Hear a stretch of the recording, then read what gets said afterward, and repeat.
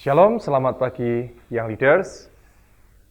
Pada pagi hari ini kita kembali akan belajar firman.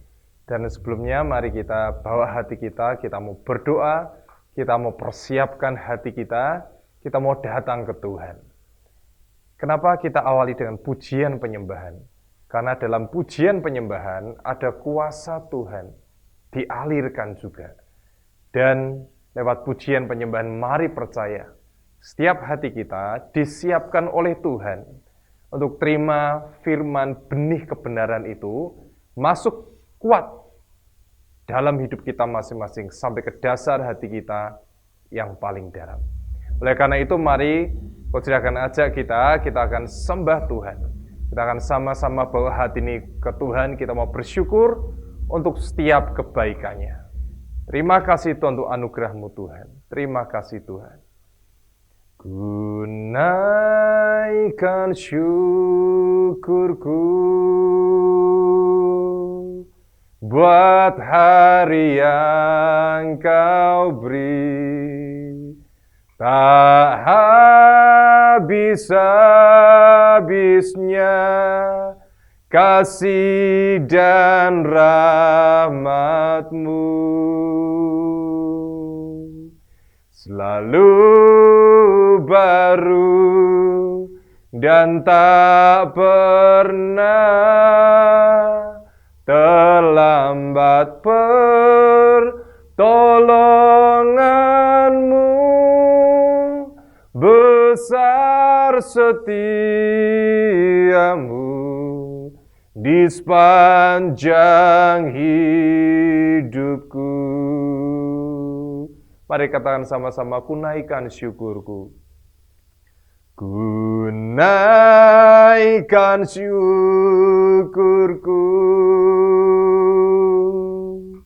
buat hari yang Kau beri, tak habis-habisnya kasih dan rahmat-Mu.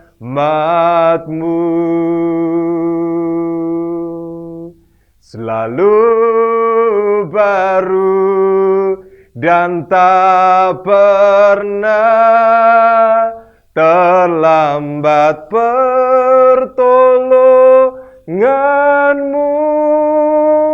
Besar setia-Mu di sepanjang hidupku. Ku naikkan syukur. Mari semua angkat tangan.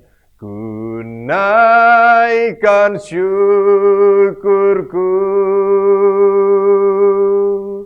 buat hari yang Kau beri, tak habis-habisnya kasih dan rahmat-Mu. Selalu baru dan tak pernah terlambat pertolongan-Mu. Besar setia-Mu di sepanjang hidupku. Besar setia-Mu,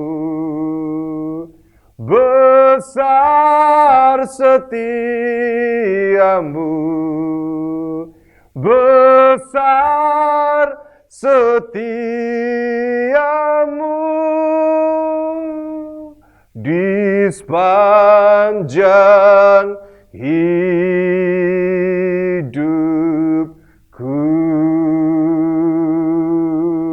Besar setia-Mu di sepanjang hidupku.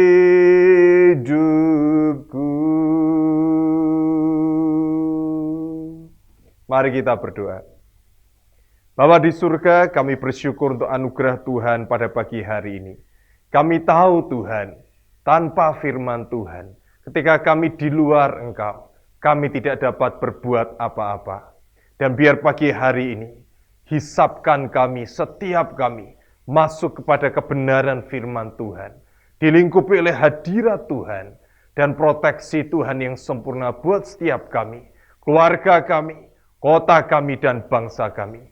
Shalom Tuhan, memenuhi setiap hati kami. Roh Kudus yang tolong kami, dengan roh hikmat, wahyu, dan pengertian. Ajari setiap kami Tuhan, untuk mengenal Engkau secara pribadi. Bukan kata orang, tapi kami sungguh-sungguh punya pengalaman pribadi dengan Engkau. Hari-hari ini, tidak ada pilihan yang terbaik. Selain kami, masukkan setiap kami, tancapkan setiap kami di hadirat Tuhan. Berakar begitu kuat di dalam Tuhan dan berbuah begitu lebat. Dan memberi berkat, menjadi berkat bagi banyak orang untuk kemuliaan nama Tuhan. Persiapkan kami di hari-hari terakhir ini. Mari Tuhan bekali kami, siapkan kami, mampukan kami. Diberkati setiap kami yang menyaksikan, mengikuti dari awal sampai akhir. Semua yang menyaksikan bahkan di pertengahan juga pun terima jamahan lawatan Tuhan begitu kuat. Meskipun secara layar kaca atau online, kami tahu jamahan Tuhan kami minta terus hembuskan begitu kuat di tengah-tengah kami. Terima kasih Tuhan, pertobatan terjadi, pembalikan keadaan terjadi. Yang lemah dikuatkan, yang miskin diperkaya, dan yang sakit sudah disembuhkan. Di dalam nama Tuhan Yesus, kami bersyukur dan percaya. Mari semua sama-sama katakan, amin, amin, amin. Baik yang leaders, pada pagi hari ini, kita akan belajar bersama-sama tentang firman Tuhan.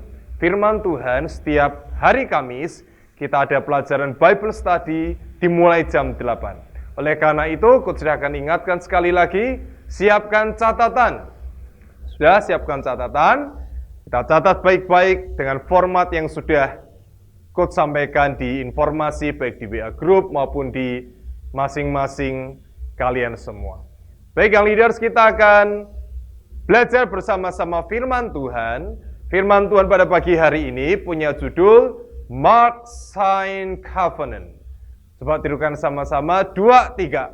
Mark Sign Covenant. Artinya sebuah tanda perjanjian. Tanda perjanjian. Yang leaders, kalau seringkali kita misalnya lihat cerita-cerita yang lalu, ya, cerita-cerita di mana kita lihat di film dan sebagainya, biasanya Coach pernah ingat ada sebuah film, ada seorang sahabat dan ingin menguatkan persahabatannya, dia kasih tanda perjanjian, mungkin dengan pertukaran alat favoritnya, ya, alat kesukaannya. Kalau satu orang adalah pemburu dan satu orang sahabatnya yang lain adalah misalnya petani, mungkin pemburu akan memberikan satu anak panah kepada petani sebagai tanda perjanjian persahabatan, dan demikian pula mungkin petani akan memberikan tanda yang lain yang menjadi mata pencahariannya, salah satunya diberikan kepada pemburu tadi sebagai tanda perjanjian yang mengikat, sebagai tanda perjanjian antara satu pihak dengan pihak yang lain. Di Alkitab juga dikisahkan antara Daud dan Yonatan. Sebetulnya ada tanda perjanjian. Yonatan memberikan semua perlengkapan ada busur dan sebagainya kepada Daud sebagai tanda perjanjian persahabatan. Oleh karena itu yang leaders pagi hari ini kita punya judul yang luar biasa. Mark Sign Covenant, tanda perjanjian Tuhan. Mari kita awali untuk firman pada pagi hari ini dengan dasar cerita di Alkitab. Ada juga tanda perjanjian di Alkitab, yaitu di kisah di mana saat Musa bawa bangsa Israel keluar dari tanah Mesir. Saat itu, yang leaders kalau kalian baca Alkitab, saat itu Musa diutus oleh Tuhan untuk membawa keluar bangsa Israel dari Mesir dengan semua tanda keajaiban yang menyertai Musa. Kenapa? Karena kekerasan hati Firaun. Kekerasan hati Firaun saat itu yang membuat bangsa Israel tidak begitu mudah bisa keluar dari tanah Mesir. Yang harus ingat di mana bangsa Israel mengalami perbudakan, penindasan yang begitu rupa selama sekian waktu lamanya. Dan akhirnya teriakan bangsa Israel, jeritan minta tolong didengar Tuhan. Dan Tuhan utus Musa hambanya, nabinya, untuk membawa keluar bangsa Israel dari Mesir. Tulah demi tulah diberikan. Untuk supaya apa? Supaya melunakkan hati Fir'aun. Tapi hati Fir'aun tetap keras, yang leaders. Dan akhirnya ada satu tulah diberikan, yaitu kematian anak sulung. Kematian anak sulung Tuhan berikan kepada bangsa Mesir saat itu. Tapi ini yang terjadi, yang leaders. Untuk bangsa Israel ada sebuah pengecualian. Sekali lagi, untuk bangsa Israel, umat pilihan Tuhan yang ada di tanah Mesir saat itu dan juga diperbudak saat itu, Tuhan memberi pengecualian. Dibedakan. Nah, apa yang membuat bangsa Israel dikecualikan atau diluputkan atau dibedakan? Ada yang namanya tanda perjanjian. Sehingga bangsa Israel terluput dari kematian anak sulung dan semua tulah yang ada. Apa yang terjadi? Mari kita buka sama-sama, yang leaders, dalam Keluaran 12 ayat yang ke-22. Keluaran 12 ayat 22 dikatakan, kemudian kamu harus mengambil seikat hisop dan mencelupkannya dalam darah yang ada dalam sebuah pasu. Dan darah itu kamu hapus sapukan pada ambang atas dan pada kedua tiang pintu. Seorang pun dari kamu tidak boleh keluar pintu rumahnya sampai pagi. Yang leaders, perhatikan. Tuhan beri perintah kepada umatnya, kepada umat yang dicintainya, bangsa Israel saat itu, untuk mengusap atau menyapukan pada kedua tiang pintu dan ambang pintu darah anak domba yang sudah dipilih. Ada darah anak domba yang sudah dioleskan di kedua tiang pintu kiri kanan dan ambang atas sebagai tanda perjanjian, di mana ketika malaikat datang untuk menulahinya dan melihat setiap rumah yang ada darah pada kedua tiang pintu dan ambang atas pintu, maka akan diluputkan, maka akan dilewati, yang leaders. Sehingga yang terjadi, tidak ada kematian anak sulung di tengah-tengah umat Israel. Tapi sebaliknya, di seluruh bangsa Mesir, terjadi jerit tangis yang begitu rupa, karena mereka mengalami kematian anak sulung. Kita lanjut lagi dalam Keluaran 12 ayat 23. Dan Tuhan akan menjalani Mesir untuk menulahinya. Perhatikan. Apabila ia melihat darah pada ambang atas dan pada kedua tiang pintu itu, maka Tuhan akan melewati pintu itu dan tidak membiarkan pemusnah masuk ke dalam rumahmu untuk menulahi. Yang leaders, perhatikan baik-baik. Ketika Tuhan melihat ada olesan darah pada ambang atas dan pada kedua tiang pintu, maka Tuhan melewati. Inilah yang disebut Passover, Paskah pada perjanjian lama. Passover, dilewati, dilalui, diluputkan dari semua yang jahat. Dan itu terjadi di tengah-tengah bangsa pilihannya, Israel, bangsa Israel. Kenapa demikian? Kenapa yang di bangsa Mesir terjadi jerit tangis karena kematian anak sulung? Tapi di bangsa Israel diluputkan dari semua tulah yang ada, kematian anak sulung pada saat itu. Perbedaannya terletak pada apa? Pada tanda perjanjian, pada tanda darah, olesan darah anak domba di kedua tiang pintu dan ambang atas pintu. Itu yang membuat dibedakan, ada tanda perjanjian, sehingga semua yang jahat diluputkan. Keluaran 12 ayat 27. Maka haruslah kamu berkata, itulah korban Paskah bagi Tuhan, yang melewati rumah-rumah orang Israel di Mesir, ketika ia menulahi orang Mesir, tetapi menyelamatkan rumah-rumah kita. Lalu berlututlah bangsa itu dan sujud menyembah. Ketika tanda perjanjian yang Tuhan berikan untuk kita kerjakan dengan taat, maka terjadi keselamatan di setiap rumah-rumah. Dan ujungnya adalah menyembah kepada Tuhan Jehovah, kepada Tuhan pencipta langit dan bumi. Yang leaders, mari kita belajar taat setiap perintah yang Tuhan berikan kepada kita. Dan mari kita bersyukur untuk sebuah tanda perjanjian. yang akan Tuhan berikan pada pagi hari ini buat setiap kita. Tanda perjanjian akan menghasilkan keselamatan di setiap rumah, di setiap keluarga kita, bahkan kota dan bangsa kita diluputkan dari semua yang jahat. Amin. Nah, kisah Paskah atau Passover ini, di mana Tuhan memberikan tanda perjanjian kepada umat yang dicintainya, dengan darah di tiang pintu dan ambang atas pintu, tanda perjanjian. Itu yang meluputkan mereka, menyelamatkan mereka dari kematian anak sulung, dari semua yang jahat. Yang di dasar firman kita pada pagi ini, dengan kisah Passover ini, Coach Doa itu memberikan pengertian dasar terlebih dahulu. Betapa pentingnya, betapa dahsyatnya tanda perjanjian yang Tuhan berikan di tengah-tengah kita. Yang sebentar lagi kita akan belajar bersama-sama. Baik yang leaders, kita akan mulai. Kita akan masuk dalam Yehezkiel. Yehezkiel 9 ayat 4 sampai ke 6. Yehezkiel 9 ayat 4 sampai 6. Firman Tuhan kepadanya, berjalanlah dari tengah-tengah kota itu, yaitu Yerusalem, dan tulislah huruf T pada dahi orang-orang yang berkeluh kesah karena segala perbuatan-perbuatan keji yang dilakukan di sana. Dan kepada yang lain-lain aku mendengar dia berfirman, ikutilah dia dari belakang melalui kota itu, dan pukullah sampai mati. Janganlah merasa sayang dan jangan kenal belas kasihan. Orang-orang tua, teruna-teruna, dan darah-darah, anak-anak kecil dan perempuan-perempuan, bunuh dan musnahkan. Tetapi semua orang yang ditandai dengan huruf T itu, jangan singgung. Dan mulailah dari tempat kudusku. Lalu mereka mulai dengan tua-tua yang berada di hadapan bait suci. Kita kalau melihat kisah ini yang di kota Yerusalem saat itu, terjadi penyembahan berhala, pemujaan kepada patung-patung, dan bukan kepada Tuhan pencipta langit dan bumi. Itu yang membuat Tuhan begitu murka. Itu yang membuat Tuhan begitu murka, begitu marah.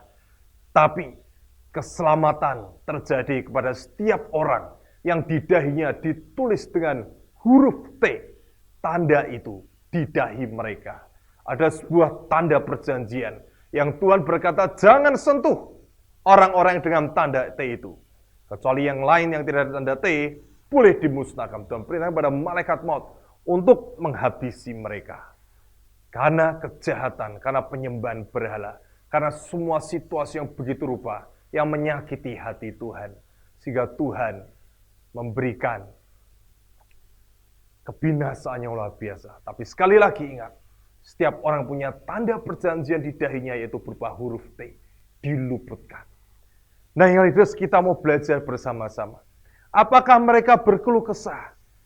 Maka mereka artinya bersungut-sungut. Kita lihat, orang yang berkeluh kesah, atau wehane nakim, itu artinya sedih dan bingung tentang semua hal yang mengerikan yang dilakukan orang-orang di kota itu.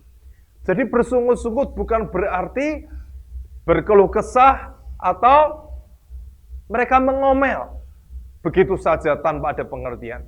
Tapi arti dari keluh kesah di sini adalah sedih dan bingung karena perbuatannya mengerikan, penyembahan kepada berhala dan sebagainya, dan bukan kepada Tuhan. Itu yang membuat mereka sedih dan bingung. Dan orang yang sedih dan bingung ini adalah orang yang akan Tuhan beri tanda T di dahinya. Mari kita belajar lagi yang itu. Sekali lagi, berkeluh kesah di sini bukan mengeluh atau bersungut-sungut. Beda, ya. Kalau misal kita bersungut-sungut, misalkan kita tiap pagi diberi makan yang menunya itu saja. Mungkin 1-2 kita atau sebagian kita akan mengeluh. Tapi bukan mengeluh dalam arti seperti ini. Tapi mengeluh atau berkeluh kesah.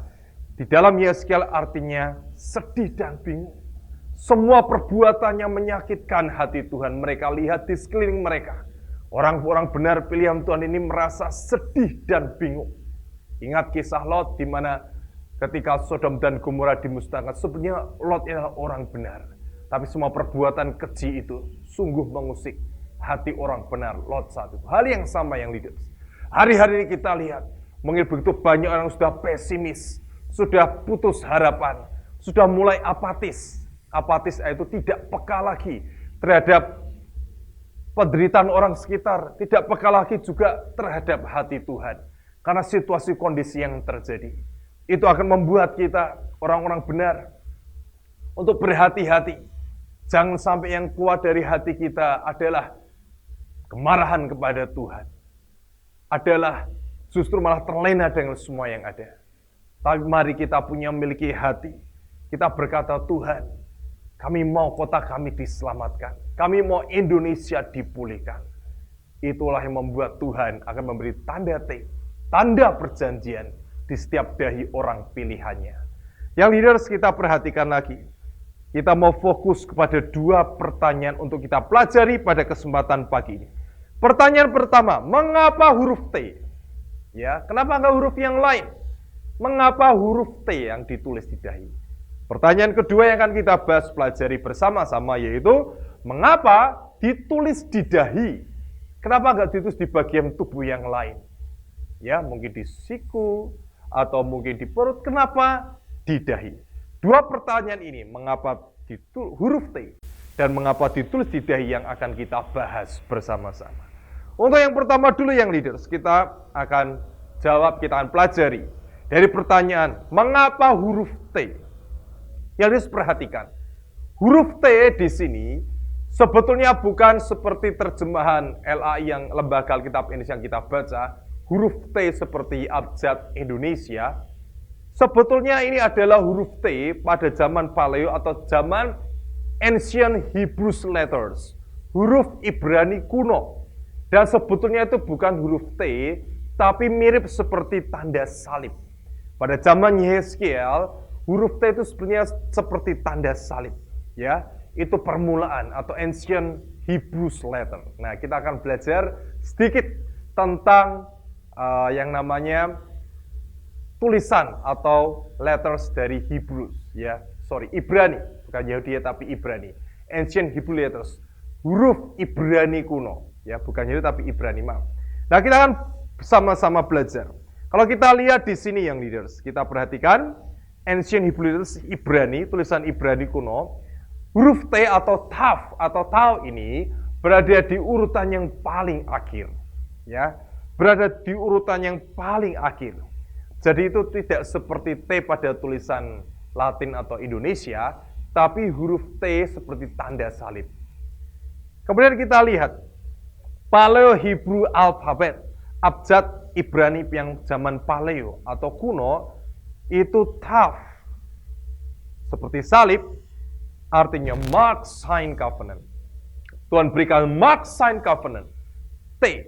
Itulah kenapa huruf T, Mark Sign Covenant, sebuah tanda perjanjian kepada umatnya, kepada umat yang dikasihnya ketika terjadi perbuatan yang begitu mengerikan di kota Yerusalem. Nah, T atau Tav atau Tau berarti juga truth and perfection. Truth and perfection, kebenaran dan kesempurnaan. Atau sungguh amat baik. Artinya apa? Sungguh amat baik. Yang harus perhatikan baik-baik di sini. Kita belajar bersama-sama. Tav atau Tau, perfection, truth and perfection. Ini dikaitkan juga, bisa dikaitkan juga dengan hidup seorang benar pada zaman sebelum air bah. Persis sebelum zaman air bah Tuhan datangkan, yaitu Nuh. Kita mau belajar dari Nuh. Kita perhatikan sama-sama Kejadian 7 ayat 1. Lalu berfirmanlah Tuhan kepada Nuh, masuklah ke dalam bahtera itu, engkau dan seisi rumahmu, sebab engkau yang kulihat benar di hadapanku di antara orang zaman ini. Yang leaders, Tav, Tau, ya, ada Dalet dan Nun di situ. Kriteria ini yang Tuhan mau ada di tengah-tengah kita. Orang benar seperti Nuh, ada benih kebenaran. Arti dari Tav, Tau ini adalah benih kebenaran juga. Kriteria inilah yang menggetarkan hati Tuhan. Bagaimana jika Tuhan tuntut hati sekarang, apakah dia menemukan orang-orang seperti Nuh di tengah-tengah kita? di mana kita sedih dan bingung melihat semua perbuatan apa yang terjadi di tengah-tengah kita. Tidak ada lagi iman, mulai mengandalkan yang lain. Mulai mengandalkan semua. Yang leaders perhatikan baik-baik, pemerintah perhatikan baik-baik. Orang kaya tidak lagi bisa mengandalkan kekayaannya. Banyak orang kaya meninggal juga hari-hari ini. Bahkan juga dokter, tim medis kesehatan.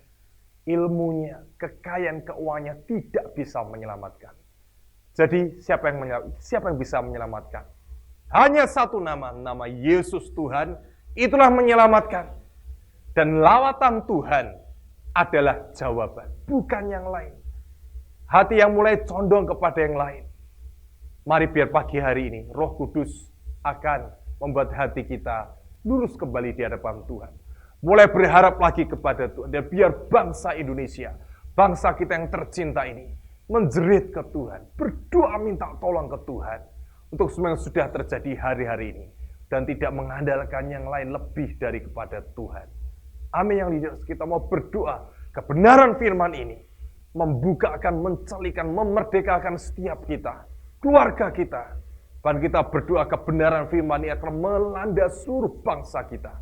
Dan hasilnya apa? Bangsa Indonesia, kota-kota kita, keluarga kita diluputkan dari semua yang jahat. Ingat, tanda perjanjian membuat kita terluput, dibedakan, dikecualikan dari yang lain. Dan ini akan Tuhan berikan di tengah-tengah kita. Nah, apa sih keistimewaan Nuh? Kenapa kita mau belajar dari Nuh? Tuhan yang pandang benar, yang truth and perfection ini. Kita memang tidak melihat bahwa seperti ini yang ditulis. Memang semua orang tidak sempurna. Tapi kalau Alkitab berkata, ada orang benar. Mari kita belajar dari tokoh yang Tuhan beri pada pagi ini, yaitu Nuh. Apa keistimewaan Nuh yang pertama? Dia hidup sebagai orang benar. Dalam Kejadian 6 ayat 5-6 ditulis begitu jelas. Dia hidup sebagai orang benar. Di mana yang lain mungkin menggerutu dan sebagainya. Di mana yang lain mulai hatinya berubah setia. Tapi Nuh belajar mendengarkan perkataan firman Tuhan.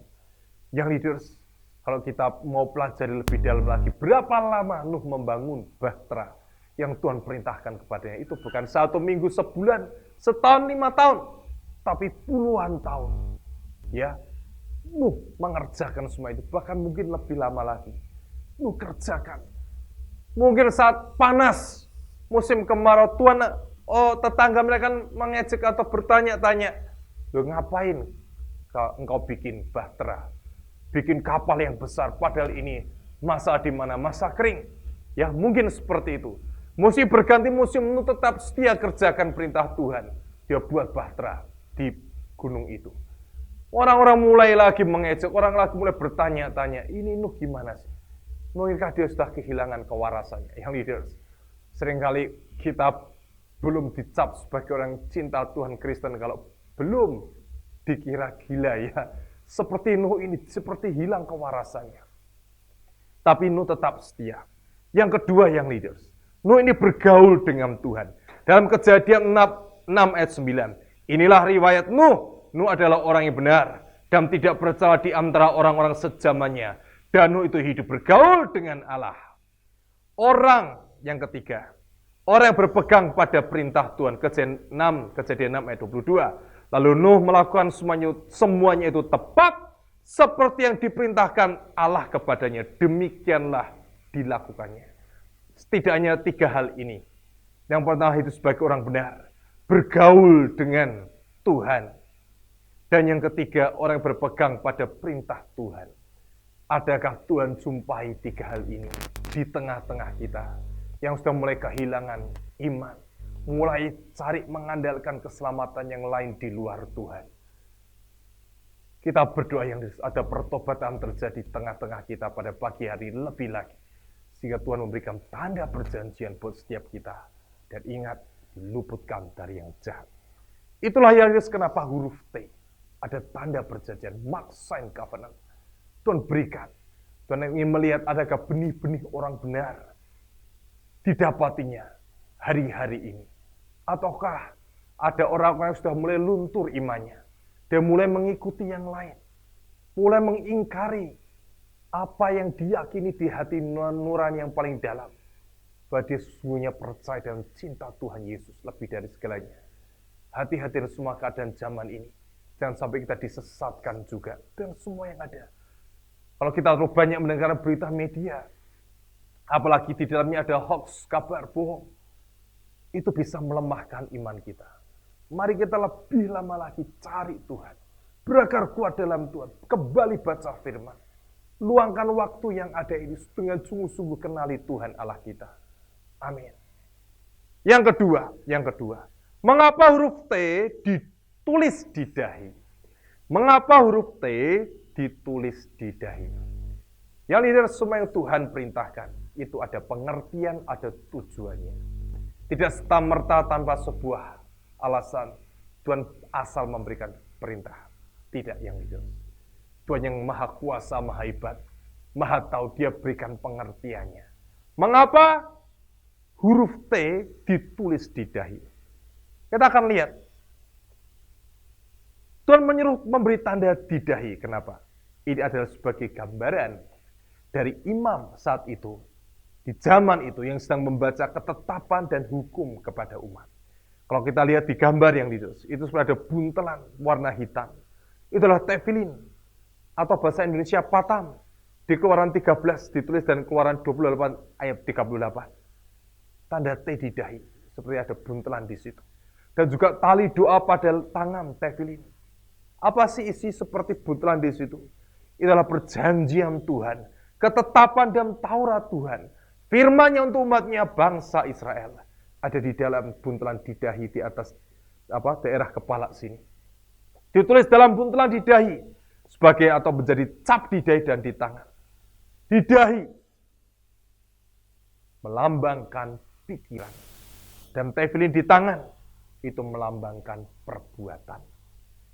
Jadi artinya yang leaders, Tuhan mau kita menaruh firman Tuhan, perjanjian Tuhan di pikiran dan dalam setiap perbuatan kita.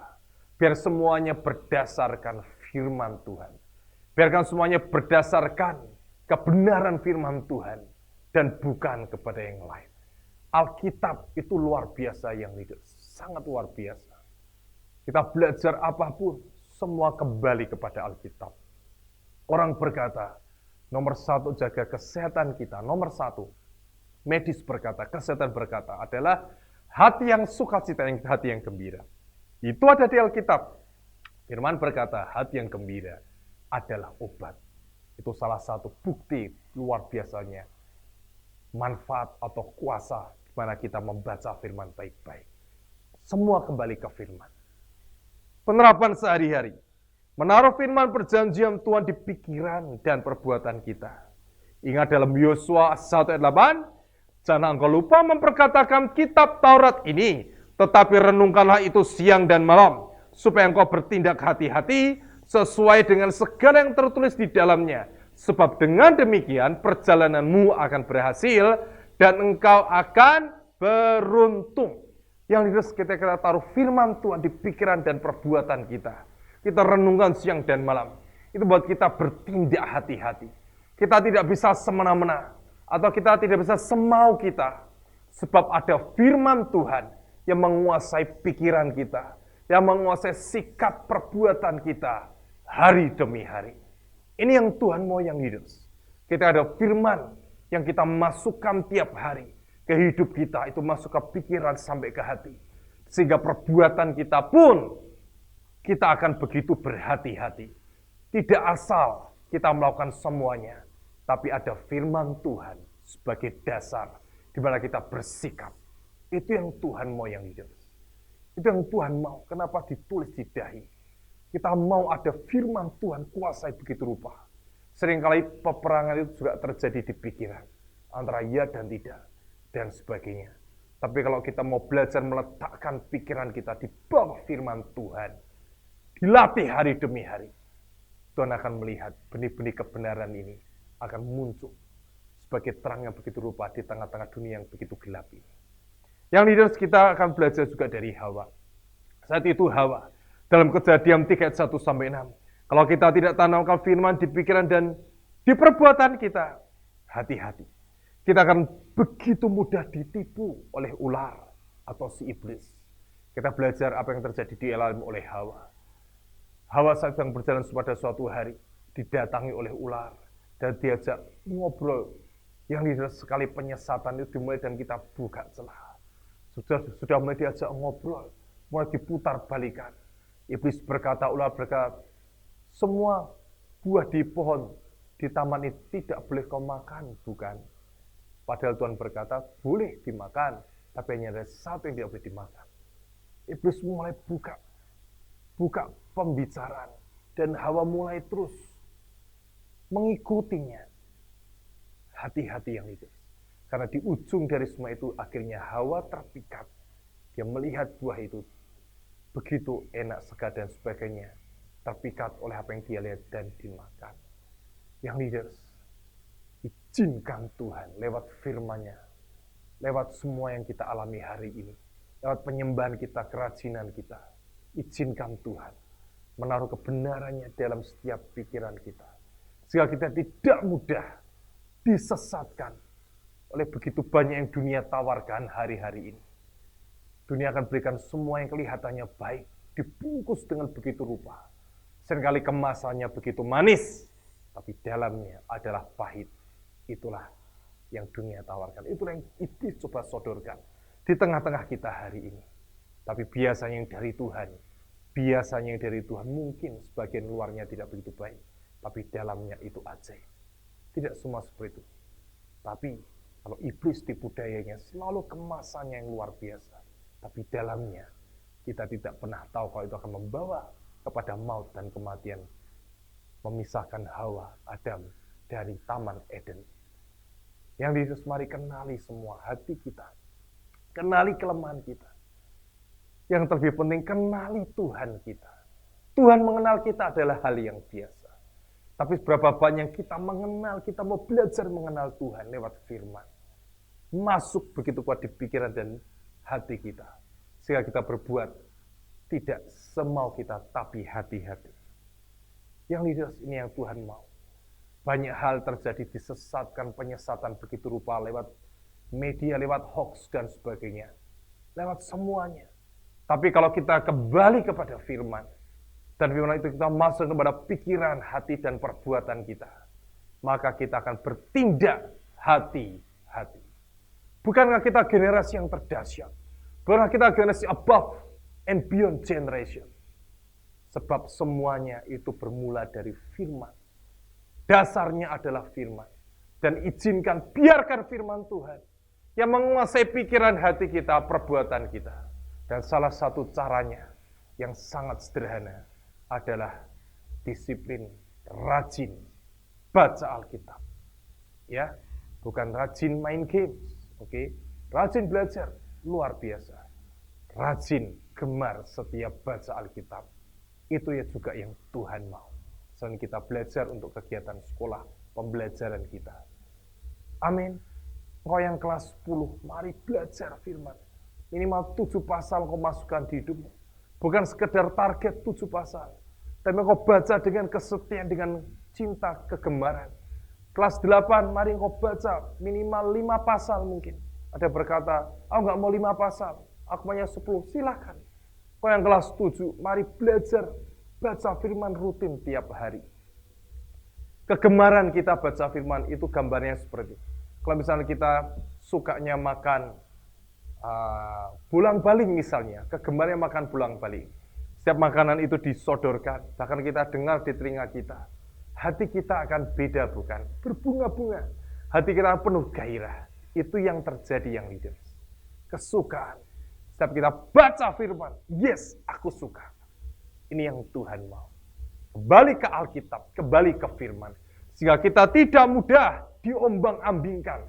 Sehingga hati kita tidak mudah diintimidasi dengan ketakutan. Hidup kita tidak mudah diombang-ambingkan oleh perkataan si A, si B, si C, si D. Apalagi lewat berita media massa. Yang kita berkata itu melemahkan iman, apalagi berita hoax.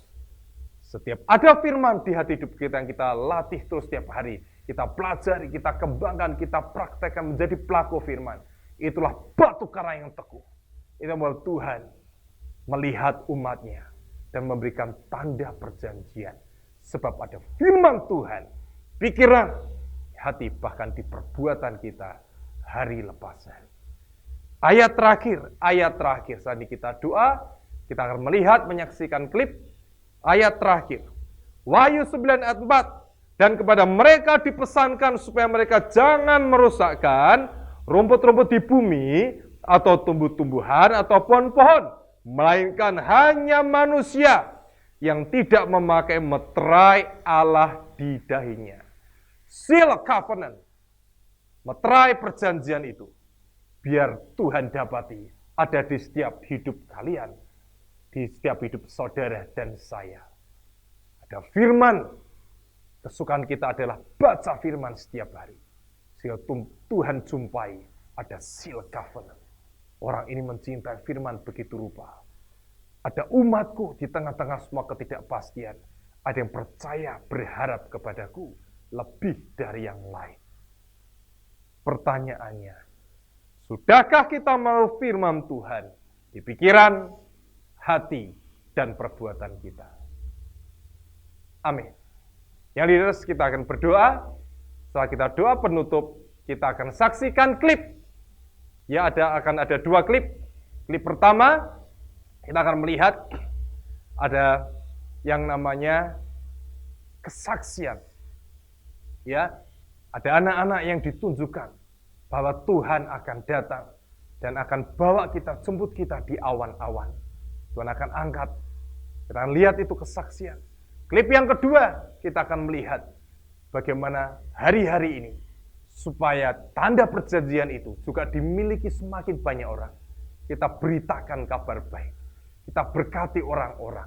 Kita sentuh mereka dengan firman dan Injil. 2 klip kita akan saksikan, klipnya sangat singkat, tapi akan sangat memberkati dan memberi gambaran utuh juga. Membantu kita, pemahaman kita untuk firman pada pagi hari ini. Mark Sign Covenant. Mari kita berdoa, saat ini kita akan saksikan 2 klip itu. Mari kita sama-sama berdoa. Bapa di surga, terima kasih untuk firman pada pagi hari ini. Kami sangat percaya ketika firman disampaikan, dan kami terima, kami membuka hati. Sesungguhnya seal covenant itu sudah masuk dalam hidup setiap kami. Sehingga kami juga berdoa keluarga besar kami pun, bahkan kota dan Indonesia, diluputkan dari semua yang jahat. Kami berdoa, tidak ada rencana pihak musuh yang boleh jadi. Hanya kehendak Tuhan yang boleh jadi. Rencana pihak musuh dibatalkan, gagalkan. Semua rencana antikris dibatalkan, gagalkan. Hanya kehendak Tuhan yang boleh jadi. Atas keluarga kami, atas sekolah kami, atas kota-kota kami, dan atas Indonesia. Terima kasih Tuhan, kamu terima, kamu lebih latih lagi semua firman Tuhan dalam hidup kami, sehingga menjadi pelaku firman. Dan Engkau Tuhan jumpai, ada seal covenant, ada mark sign covenant dalam hidup kami, dan kami diluputkan, Indonesia diluputkan dari semua yang jahat. Sebenarnya kami yang saksikan klip, Tuhan berkati kami, sehingga Kau terangi setiap hati kami, menerima firman pesan Tuhan lewat setiap klip yang ada. Terima kasih Tuhan. Dan hanya di dalam nama Tuhan Yesus. Mari yang percaya semua sama-sama katakan, amin. Ya leaders, kita saksikan kedua klip ini. Tetap semangat, terus memberkati. Dan ingat, catatan segera dikumpulkan usai pelajaran Bible study ini. Terima kasih, Tuhan Yesus memberkati. Shalom.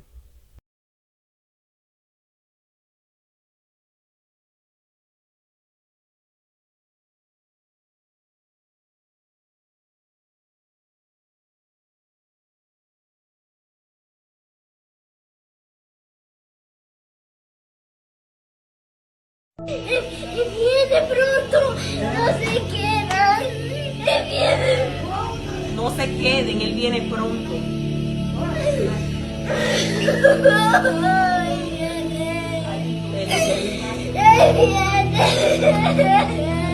Sí, mami, Él viene, Él viene. Él viene. Él va a escoger su pueblo. Él viene a escoger su pueblo. Él viene.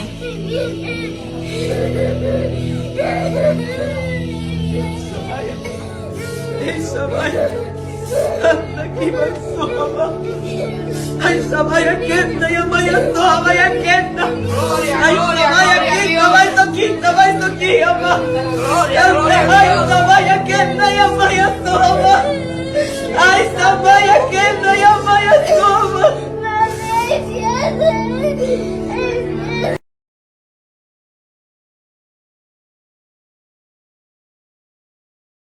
Did Jesus talk to you? What did he tell you? Why you crying? We can always be together, not falling apart. Oh,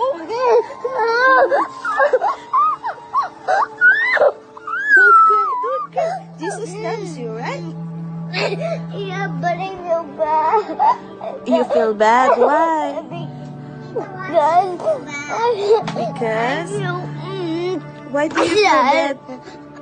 Because I miss Jesus. You miss Jesus too. Why do you feel bad? Huh? I just don't want to be a bad girl Oh, you don't want to be a anymore. bad girl. Oh, that's so nice, baby. That's so nice. I only want Miss Tito. Tita, what are you doing now? I just want to watch this. This is so precious, baby. Don't cry. Jesus loves you. Jesus loves you, baby. I just feel bad not to. I know Jesus. Just not to be. Jesus not love me. He just love me because. You want Jesus love you? He loves you. I just love him. You love him? Yeah. Because, oh my gosh. Did he talk to you? Did you talk to him? Yeah, he said we will always be together Oh. again. Oh. Did you see it? Oh, don't stop crying now. Stop crying. Oh my. I saw him. Jesus saying that. And he can bring me to his house. Jesus said that? Mm. Jesus said that? Wow.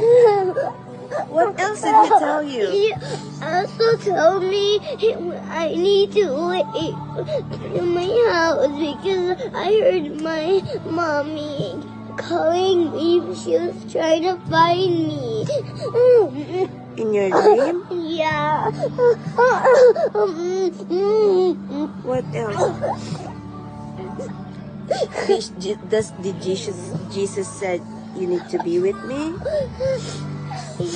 Huh? Yeah, but he also said I heard something like my mommy. Was calling you? Yeah, and then she tried to look for me, and then she saw me up in the sky, going. Jesus bringing me down there.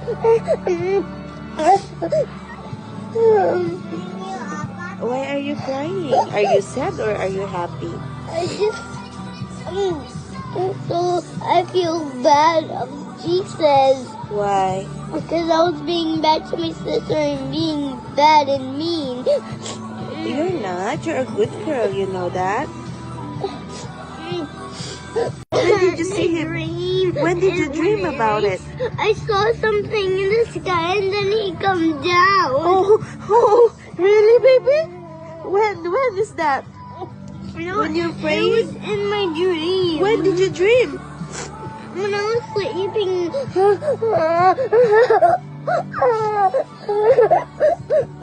What did he tell you?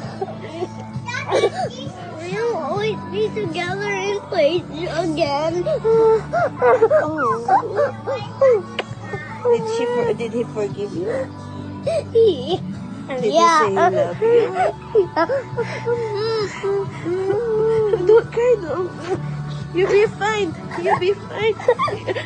You are lucky because you saw Jesus. You know you are lucky because you saw him. You are one of the luckiest person, baby. Don't cry anymore. You're not being a bad girl.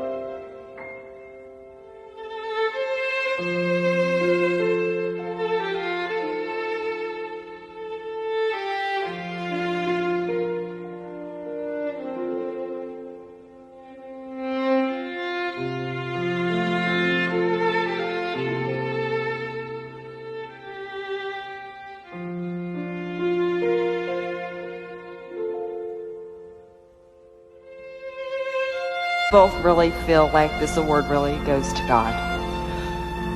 It's totally been inspired by the Holy Spirit, and we just pray that many millions of lives will be affected by it. Thank you. First off, I want to thank God, because that's who I look up to. He's graced my life with opportunities that I know are not of my hand or any other human hand. I would not be here with the ease and grace I have in my heart without my Lord and Savior, Jesus Christ. First and foremost, I got to thank my Lord and Savior, Jesus Christ. Savior, Jesus Christ.